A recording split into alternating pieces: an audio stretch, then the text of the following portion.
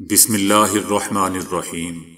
السلام علیکم دوستو، دنیا بھر کی خبروں میں آج آپ سنیں گے، لیکن اس سے پہلے اگر ہو سکے تو لائک اور سبسکرائب کا بٹن ضرور دبا لیں۔ شکریہ۔ بھارت میں تاریخی قطب مینار کی مسجد سے متعلق ہندوؤں کا دعویٰ مسترد۔ چائنا اور روس کی مصنوعی ذہانت مغرب کے لیے خطرہ، برطانوی انٹیلیجنس۔ کورونا سے انکار کرنے والے روسی راہب کو 3.5 برس قید۔ لاپتہ افراد کی ذمہ داری وزیر اعظم اور کابینہ پر آتی ہے، اسلام آباد ہائی کورٹ۔ سعودی عرب میں پاکستانیوں کے لیے ہزاروں ملازمتیں بھرتیاں شروع۔ باپ وہ ہستی ہے جو اپنی بیٹی کو کبھی اکیلا نہیں چھوڑتا۔ 2021 کا سال عجیب و غریب سال۔ تو آئیے چلتے ہیں اب خبروں کی تفصیل کی جانب۔ بھارتی عدالت نے دہلی کی اولین جامع مساجد میں سے ایک قوت الاسلام مسجد پر ہندوؤں کا دعویٰ مسترد کر دیا ہے۔ کئی دہائیوں سے بھارتی ہندوؤں کا یہ شیوا رہا ہے کہ وہ تاریخی مساجد اور عمارات پر منظر ہونے کا دعویٰ کرتے ہیں۔ قدیم بابری مسجد بھی اسی بہانے کی آڑ میں شہید کر دی گئی۔ اس کے علاوہ کئی مساجد ایسی ہیں جہاں دہائیوں سے نماز ادا نہیں ہو سکی۔ ایسی ہی ایک تاریخی مسجد دہلی کی قوت الاسلام مسجد بھی ہے۔ اس بارے میں ہندوؤں نے یہ دعویٰ کر رکھا ہے کہ مسجد کے قیام سے پہلے یہاں جین اور ہندوؤں کے مندر ہوا کرتے تھے۔ عدالت میں اس حوالے سے یہ درخواست بھی دی گئی کہ اس سلسلے میں ایک ٹرسٹ بنا کر یہاں ہندوؤں کو عبادت کا حق دیا جائے۔ ہندوؤں کی درخواست کے خلاف میر اختر حسین نامی وکیل نے انتہائی ٹھوس دلائل دیے اور ثابت کیا کہ اس مسجد سے پہلے یہاں کوئی مندر نہیں تھا۔ عدالت نے فریقین کے دلائل اور شواہد کی روشنی میں ہندوؤں کی درخواست خارج کر دی۔ عدالت نے اپنے فیصلے میں قرار دیا کہ قوت الاسلام مسجد میں ہندوؤں کو عبادت کی اجازت نہیں دی جا سکتی۔ دوستو، قوت الاسلام مسجد دہلی کے علاقے مہر ولی میں واقع تاریخی قطب مینار سے ہی ملحق ہے۔ قطب مینار دنیا کے عجائبات میں شامل رہا ہے۔ صدیوں تک اسے دنیا کی بلند ترین عمارت کا اعزاز حاصل رہا ہے۔ قوت الاسلام مسجد کو دہلی میں پہلی جامع مسجد بھی کہا جاتا ہے۔ اس کی تعمیر 1190 میں شروع ہوئی۔ بعد میں معروف بادشاہ التمش نے اسے وسعت دی۔ برطانوی حکومت کی جانب سے 1914 میں اسے قومی ورثہ قرار دیا گیا۔ برطانوی انٹیلیجنس ادارے کے سربراہ نے کہا ہے کہ ہمیں ادارے میں تبدیلی لانا پڑے گی تاکہ نئی ٹیکنالوجی کو استعمال کیا جا سکے۔ سربراہ نے خبردار کیا ہے کہ مغربی دنیا کے حریف ممالک جیسا کہ چائنا اور روس مصنوعی ذہانت کے میدان میں ترقی کر رہے ہیں، جس سے آئندہ 10 سالوں میں جغرافیائی سیاست میں انقلابی تبدیلی رونما ہو جائے گی۔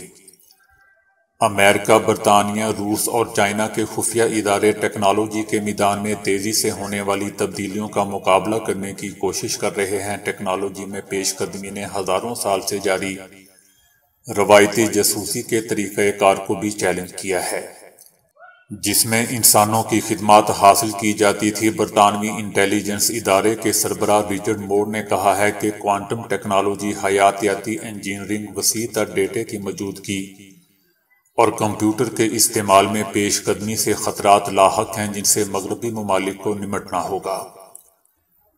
انہوں نے مزید کہا کہ حریف ممالک آرٹیفیشل انٹیلیجنس یعنی مصنوعی ذہانت، کوانٹم ٹیکنالوجی اور حیاتیات پر پیسہ خرچ کر رہے ہیں کیونکہ انہیں معلوم ہے کہ اس ٹیکنالوجی کے میدان میں ترقی سے ہی دیگر ممالک پر برتری حاصل کرنے میں مدد ملے گی۔ سربراہ نے کہا کہ ٹیکنالوجی کے میدان میں آئندہ 10 سالوں میں ہونے والی پیش قدمی گزشتہ صدی کی کامیابیوں کو پیچھے چھوڑ دے گی۔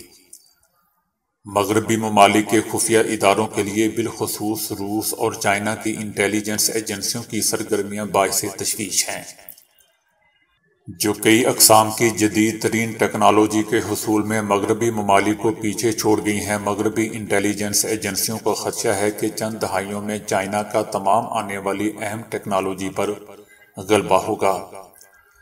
گزشتہ 40 سالوں میں چین کی معاشی اور عسکری میدان میں ترقی کو حالیہ جغرافیائی سیاست سے متعلق واقعات میں سب سے اہم تصور کیا جاتا ہے۔ سربراہ رچرڈ مور نے مزید کہا کہ برطانوی انٹیلیجنس ادارے میں تبدیلی لانا پڑے گی تاکہ نئی ٹیکنالوجی کو استعمال کیا جا سکے۔ انہوں نے کہا کہ عالمی ٹیکنالوجی انڈسٹری کی نقل تو نہیں بنا سکتے، اسی لیے اس کو زیر استعمال لانا ضروری ہے۔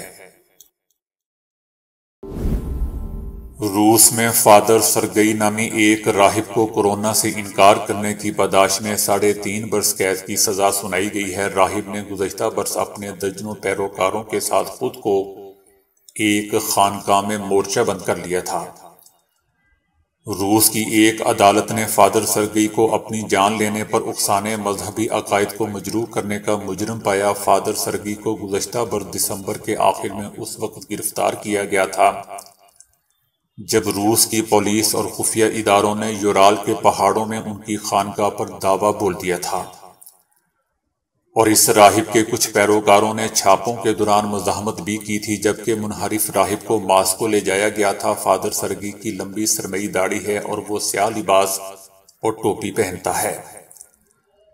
سوویت یونین کے دور میں پولیس اہلکار رہنے والا سرگئی گزشتہ برس روس میں اس وقت شہرت کی بلندیوں پر پہنچا جب کورونا کے ملک میں پہنچنے پر عوامی طور پر اس کے وجود سے انکار کرتے ہوئے اس نے روسیوں سے کورونا کی پابندیوں کے خلاف مزاحمت کرنے کا مطالبہ کیا۔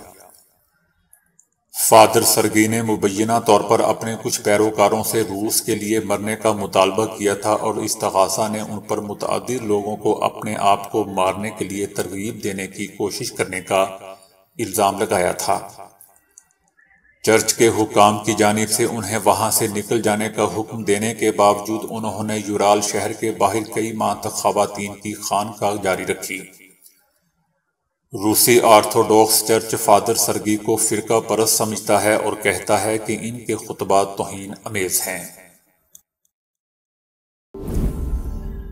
اسلام آباد ہائی کورٹ نے ریمارکس دیے ہیں کہ لاپتہ افراد کی ذمہ داری وزیر اعظم اور کابینہ پر آتی ہے، اور کیوں نہ ریاست کی بجائے معاوضے کی رقم وزیر اعظم اور کابینہ ارکان ادا کریں۔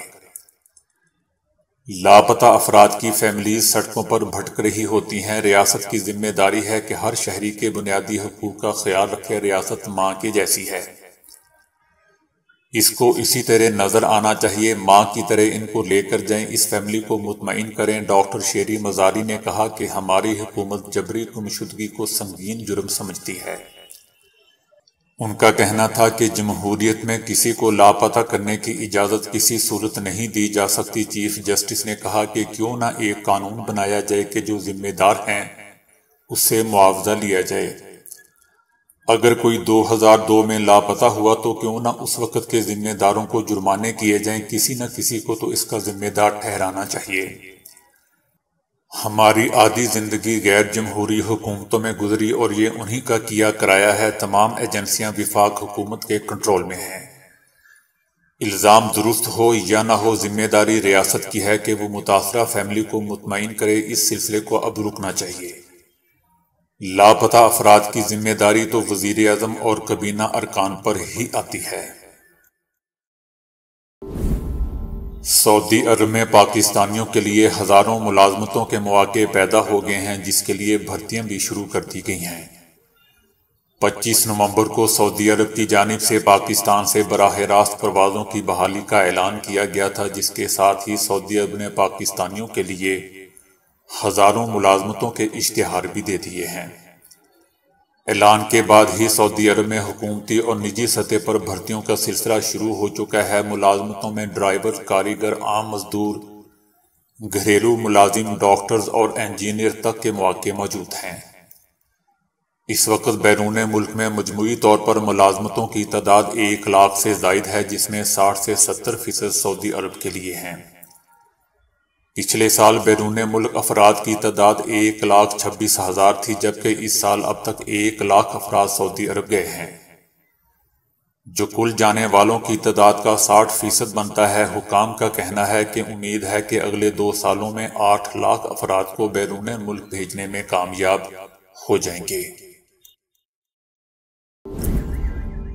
ایک لڑکی کا سب سے بڑا سہارا اس کا والد ہوتا ہے، اور اسے معلوم ہوتا ہے کہ باپ وہ ہستی ہے جو اسے کبھی اکیلا نہیں چھوڑے گی۔ بالکل اسی طرح کے ایک عظیم باپ کی خبر آپ کو میں سناتا ہوں۔ اس شخص کا نام ہے میاں خان، جو کہ پٹھان ہے۔ یہ اپنی بیٹی کو ڈاکٹر بنانا چاہتا ہے، جس کے لیے وہ اپنی پھول جیسی بیٹی کو روزانہ 12 کلومیٹر گھر سے دور ایک اسکول میں لے کر جاتا ہے تاکہ وہ پڑھ لکھ جائے اور ڈاکٹر بن جائے، کیونکہ ان کے گاؤں میں کوئی ڈاکٹر نہیں ہے، جس کی وجہ سے لوگوں کو بہت تکلیف ہوتی ہے جب لوگ بیمار ہو جاتے ہیں۔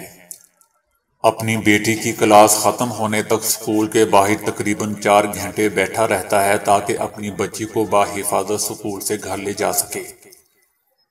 ایک اور بات یہ بھی ہے کہ جس وقت یہ اپنی بیٹی کے لیے اسکول کے باہر بیٹھ کر اس کے باہر آنے کا انتظار کر رہا ہوتا ہے تو یہ انتظار بھی اسے بہت اچھا لگتا ہے، کیونکہ وہ دیکھتا ہے کہ وہ خود تو ان پڑھ ہے مگر اس کی بیٹی پڑھ رہی ہے، جو اس کا نام روشن ضرور کرے گی۔ میاں خان نامی یہ شخص یہی چاہتا ہے کہ ایک تو اس کی بیٹی پڑھ لکھ کر ڈاکٹر بنے اور اپنے گاؤں کے لوگوں کا علاج کرے، اور دوسری بات اپنے والد کی طرح ان پڑھ نہ کہلوائے۔ بیٹی بھی والد کے جذبات کی نہایت ہی قدر کرتی ہے اور دل لگا کر پڑھ رہی ہے، کیونکہ وہ یہ بات جانتی ہے کہ کس طرح اس کا والد اسے روزانہ 12 کلومیٹر گھر سے دور اسکول پڑھائی کے لیے لا رہا ہے۔ یاد رہے دوستوں کہ عام خیال یہ پایا جاتا ہے کہ پشتون لوگ اپنی بیٹیوں کو زیادہ تر نہیں پڑھاتے، مگر میاں خان نے ان سب باتوں اور قیاس آرائیوں کو غلط ثابت کر دیا ہے۔ 2021 کا سال اگرچہ کورونا کی وبا، سیلابوں اور جنگلوں میں لگنے والی آگ کی نذر ہو گیا، مگر پھر بھی اس برس کچھ ایسی عجیب و غریب اور دلچسپ خبریں بھی سامنے آتی رہیں جن کی وجہ سے لوگوں کو خوش ہونے کا موقع بھی ملا۔ مثلاً ٹرمپ کی بیٹی نے اپنی حفاظت پر مامور امریکی خفیہ ایجنسی کے اہلکاروں کو واشنگٹن میں موجود اپنے محل کے باتھ روم استعمال کرنے سے منع کر دیا تھا۔ اس وجہ سے بیچارے خفیہ ایجنٹوں کو باتھ روم استعمال کرنے کے لیے قریب ہی واقع سابق صدر باراک اوباما کے گھر جانا پڑتا تھا۔ اس بات کا انکشاف جنوری میں ٹرمپ کے وائٹ ہاؤس چھوڑنے سے چند دن پہلے ہوا۔ انڈیا میں موٹر سائیکل حادثے میں ایک شخص کو مردہ قرار دے دیا گیا، لیکن جب ڈاکٹر پوسٹ مارٹم کے دوران اس کا آپریشن کرنے ہی والے تھے تو اس نے ہلنا جلنا شروع کر دیا۔